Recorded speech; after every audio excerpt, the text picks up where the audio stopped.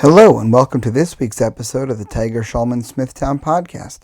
I'm Sensei James Leonelli, owner and head instructor of Tiger Schulman's here in Smithtown. Once again, I'm back at home in my home recording space, and I'm here again with a little bit of food for thought for you, just an idea that I've been kicking around and that I've been talking to my students about quite a bit recently, because I think it's something that's extraordinarily powerful when we apply it to our lives. And really what I wanted to talk about is the value of discomfort and how important it is to subject ourselves to uncomfortable places. It's the kind of thing that I think is missing from today's society. I mean, think about it. Why do things like gyms exist? Because we don't have a world where we're constantly out exerting ourselves physically to keep ourselves in good working order, to keep ourselves healthy. We need to carve out time to challenge ourselves and exercise. And even when it comes down to that, you still see people who kind of forget why they're there, who kind of forget how important it is to be uncomfortable. I'll give you guys the silly example that I've given my classes a great many times in the past, and I use it all the time because it's such a valuable example, and it's one that we can all relate to. So, you guys, if you've ever walked by any gym, big box gym like an LA Fitness or a Gold or something like that, and you look inside, you'll notice there's all those people inside the gym, and they've always got a couple of things with them. Right?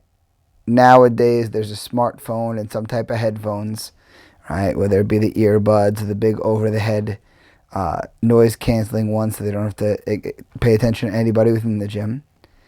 There's always a towel to mop up their sweat, but the thing that you see for just about everybody is a bottle of water too. And if they're like a really good, like meatheady gym bro, usually it's a disposable gallon of water. Like they went to the store that morning and they got, their gallon of water in the disposable bottle because they're environmentally friendly after all. And they get themselves their gallon of water. And they go and they do their workout. And every so often, as soon as they finish their set, they stop and they take a long drag off the water bottle. And they pause for a second. They take another long drag off of the water bottle. They put the cap back on, put it back where it belongs, stop, look at themselves in the mirror, and then get back to work.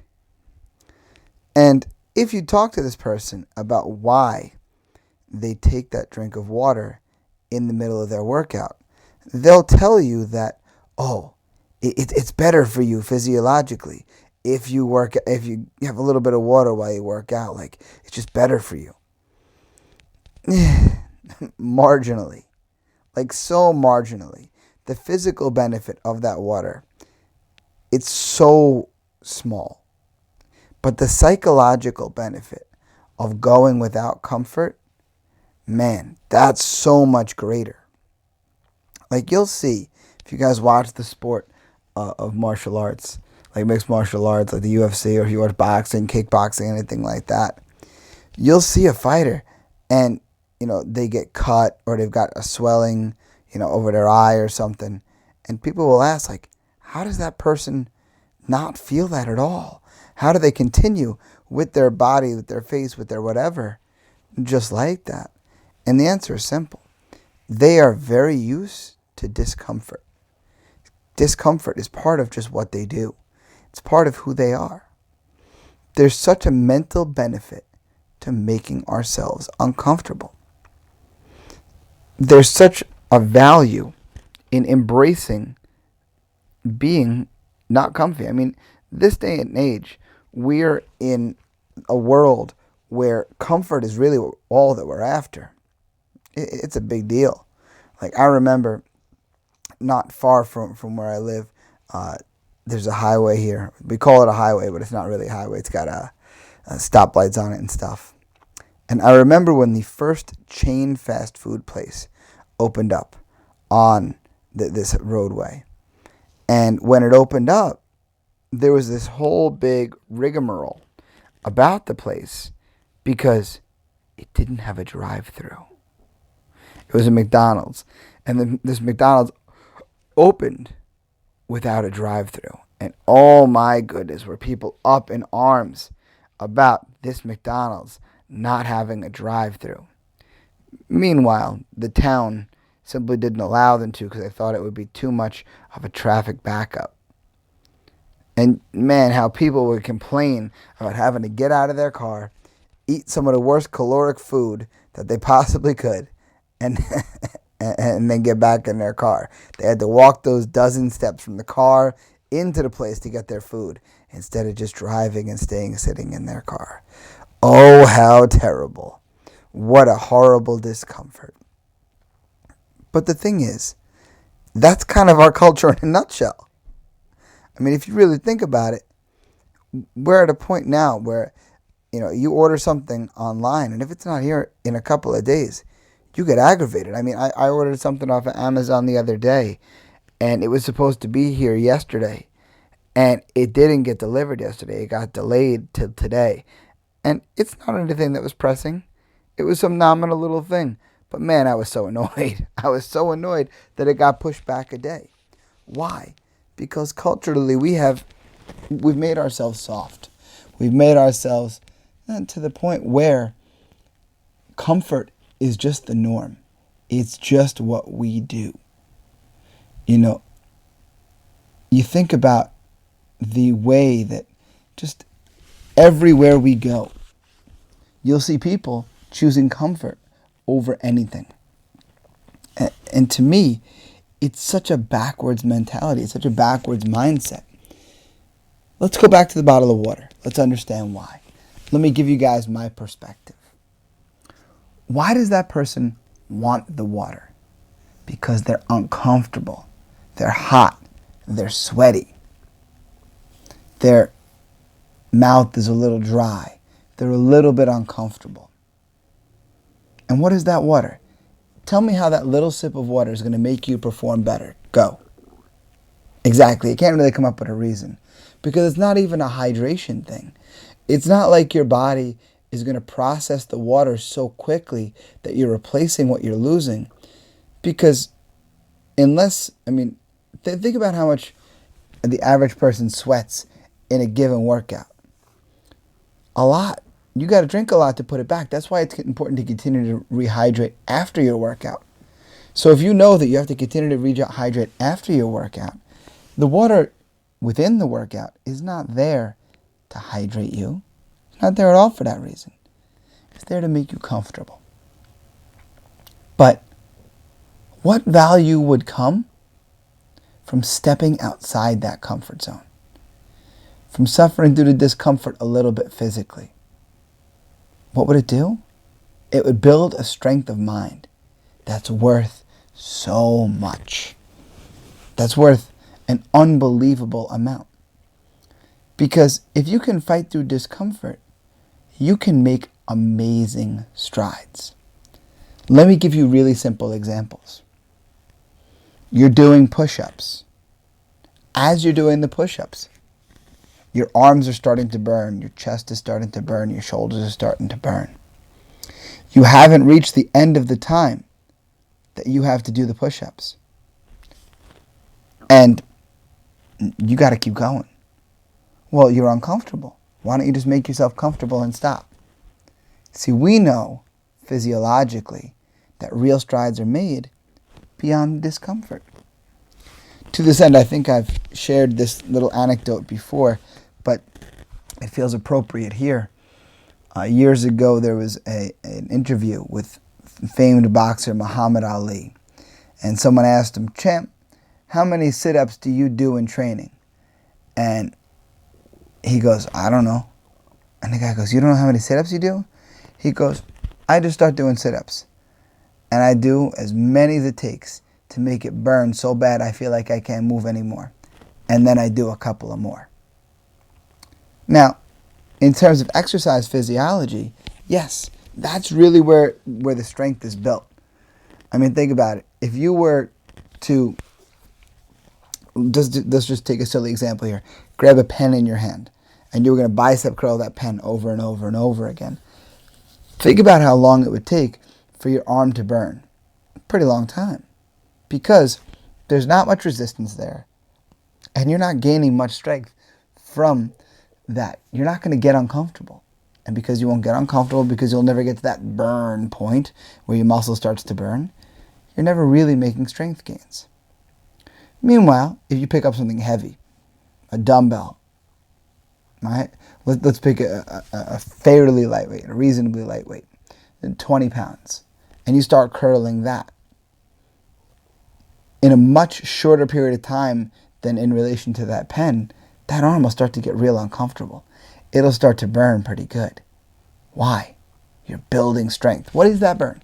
That burn, quite literally, is little tiny microscopic tears in that muscle fiber, which then, as you consume protein throughout the day and post-workout, your body will then use the amino acids of those proteins to rebuild those muscle fibers, making them slightly bigger, slightly stronger. So if we understand that when it comes to strength training, we have to understand that when it comes to every aspect of physical conditioning in the physical sense, right? When someone trains to the point where they get out of breath, where they're huffing and puffing a little bit, they're pushing their cardiovascular system, and that's huge. Now, that doesn't mean that someone's out of shape either. That's a very common misconception, that someone gets to that point where they're so tired, they're huffing and puffing, but it doesn't make you out of shape. Everybody gets to that point. All right? Some of the Tiger Schulman's fighters who are in the UFC, like Mike Trizano will be fighting very soon. You look at those guys, they train, they get out of breath too. The difference is the recovery time. How quickly do they recover? If it's fast, you're in real good shape. If it takes a while, not so much. But again, how do we push that? Well, we've got to get ourselves tired. We've got to be uncomfortable. It's the same when you look at things like your flexibility. If you're doing a stretch and you're just kind of hanging out in the stretch, you're not getting to the point where there's some tension and it's uncomfortable. You're not making flexibility gains. So okay, we've hit now on why it's so physiologically important to be uncomfortable, that you're actually making the fitness gains there. But in my opinion, that's the much smaller reason to make yourself uncomfortable and to embrace discomfort, to not look to give in to every little want. Because here's the thing. What you're really building by allowing yourself to be uncomfortable and by pushing beyond that discomfort is the ability of self-denial. And that is the thing that we are all after if we're trying to strengthen ourselves. Self-denial is a tremendous strength, and it's one that so many people lack. We're in such an indulgent culture these days. And I don't just mean that in a nutritional sense or whatever. I mean, everything about the world is about making it cater to us, is about giving in to whatever pleasure as quickly as we can. There's a reason that people were really upset that McDonald's didn't have a drive-thru, because they were driving by, they smelled the fries, and they couldn't deny themselves that. They drove by those, they saw those golden arches, and they could not deny themselves that little bit of mouth pleasure. Was it the best choice? Absolutely not. But they were making it. They knew it was a bad choice too, and they were still making it. Why? They didn't have the strength of mind to deny themselves that little pleasure. Think about people when it comes to their spending habits, right? Think about how many people you know who always have to have the newest phone. Always. They have to have the newest phone. Why? Because they can't deny themselves the fact that somebody else might have a cool feature on their phone that they don't. For what? For what? Don't get me wrong. If you're the type of person who runs your business on your phone and that is like your tool, okay, that's a different story. Not what we're talking about. We're talking about that person who just can't deny themselves the little bragging rights of having the newest and the coolest. For what? What I'm really after tonight, guys, is to get you guys to understand how important that mental strength is. Because the ability to deny yourself the little pleasure of wiping the sweat off your face while you train, right? You're in the midst of what you're doing, you don't stop and wipe the sweat. You're in the midst of training, you don't stop and take that drink of water. I mean, think about it. A Tiger Schulman's class is 45 minutes. In 45 minutes, do you really need a drink of water? Are you in such a dire place hydration-wise that those 45 minutes is make or break it? I don't think so. And I also don't think that you live your life in such a way where those 45 minutes are make or break in terms of hydration. But when we can deny ourselves that little pleasure when we're uncomfortable, we're getting in a way better spot mentally. What we'll be able to do mindset-wise, man, that's the thing that's like huge. That's the thing that's tremendous. That's the thing that brings the best out of people, right? I've talked very often, quite a few times I should say, about people like David Goggins. He was a former Navy SEAL, and he's an ultra-marathoner, and he's got a very, very motivational Instagram page. Not very safe for work language, but nonetheless. And you look at a guy like that who's an ultra-marathoner, and he'll be the first one to tell you that he's just like you, that he is a human being just like any other. That I remember him telling an anecdote on a Joe Rogan podcast of a time that he knew he had to get up and run. And he spent 20 minutes staring at his running shoes in the corner, having the argument in his mind about going and running. Now here's the thing. He could have denied himself, or rather he could have given in to that little pleasure of rest. Said, nah, it's okay. I work hard enough. That little bit today will be the rest that I need. It'll make me feel better in the long run. Blah, blah, blah, blah, blah. Whatever little lie he would have told himself. Could have totally done it. But he denied himself that little pleasure. And instead, he got up and he paid the toll, as I like to say. All right? He put the work in because he knew he'd be better for it. And I ask you, what value could 2 more push-ups every time that you do push-ups have on you physiologically? Yeah, there'd be some physiological benefits. But what would the value be of not giving in to that little voice in your mind that told you to be easy on yourself, that told you to slow down, that told you to give up because it was difficult?